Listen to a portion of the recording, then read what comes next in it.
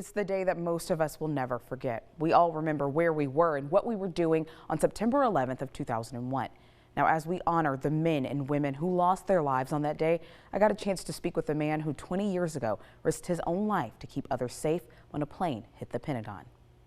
The three-star Retired Army Master Sergeant Jerry Warren is a Bellingham native and worked at the Pentagon for 18 years. for making the 9/11 memorial. On the morning of September 11, 2001, he was in Corridor 5 of the Pentagon, waiting for his computer class to begin.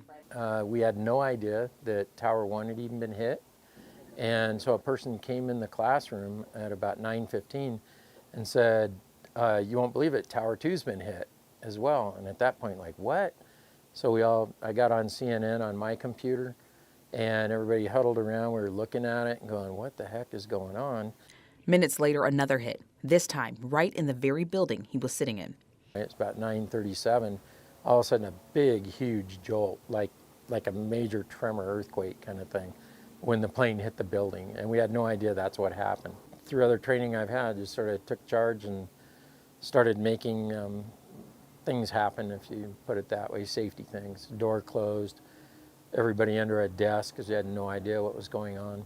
I went out, found a way out for us to go. I had worked in that section of the building years earlier, so I knew where I was, but how are you going to get where you think you can go?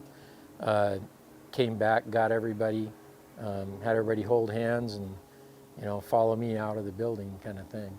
And then after that, got them across, there's a highway there, 27, got them across that highway behind a bridge, and then at that point, you go back because there's other people you need to help. He did go back, working was the tirelessly for office. hours to help wherever assistance was needed. I mean, whether it was setting up a triage tent, whether it was actually going and helping, with a gurney or whatever, get into a helicopter, whatever it was, I kept myself busy. I didn't wait for directions. There's just too much going on. To this day, photos and videos from the aftermath of the attacks are still disheartening and hard to look at. But Warren says he feels it was his purpose to be there and help where he could. The picture everybody's seen with the large flag coming down the side of the building. The interesting, probably one of the few things I get emotional about that day is that, because at that moment when that flag came down, it was like everybody just sensed an extreme sense of purpose.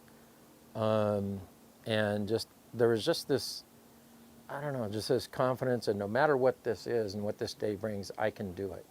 In the days, weeks, and even months after the attacks, patriotism across the country skyrocketed as almost everyone felt unified in their horror of what had taken place. I came home for a time in between, and I-5 corridor, I've never seen with military anything very patriotic on the I-5 corridor, if you will, because we lived in Bellingham at the time.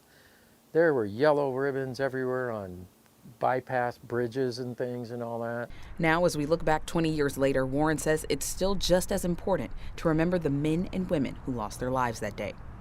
To me, it's, just taking a moment to recognize really the people that, they had significant losses. Buildings can be replaced, lives can't. Channing Curtis, Crim 2 News.